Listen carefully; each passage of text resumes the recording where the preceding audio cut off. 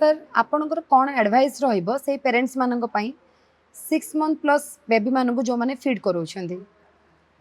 देखो 6 month plus baby मान को जो पेरेंट्स मैंने फीड कराउछंदी कि आम आदि कहीपर 6 मंथ प्लस भी कहीपर तो फास्ट जिनस हूँ पेरेंट्स मान माइंड रहा दरकार जो फूड दौरान से माने से फूडटा एनर्जी रिच हवा कथा।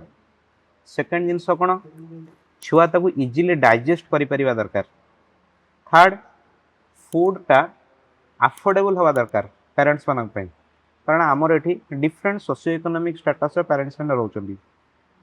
पुअर रोचंदी, मिडिल क्लास रोचंदी, अपर मिडिल क्लास वेरिएंट रोचंदी, रिच क्लास भी रोचंदी। तो तांकर घरे डे टू डे माने जो खाद्य अफोर्ड करि परिबे तो सेई टाइप रो खाद्य को हम इंट्रोड्यूस करेले लॉन्ग टर्म पे पिला को सेटा को अडाप्ट एडजस्ट करे में सुविधा हबो।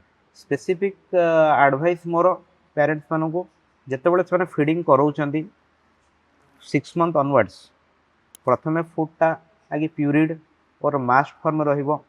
ग्रेजुअल जो छुआ धीरे धीरे बड़ ही चलो 7 मंथ 8 मंथ टच कला फूड रे सेमी सॉलिड कंसिस्टेंसीटा बढ़िबो तापर धीरे धीरे सॉलिड हबो। तांको फूडटा को केबे भी पेरेंट्स माने सुपाइन पोस्चर रे छुआ मानको फीडिंग करिया कथा केबे नुह सब बेले बसे की खुआइबा कथा।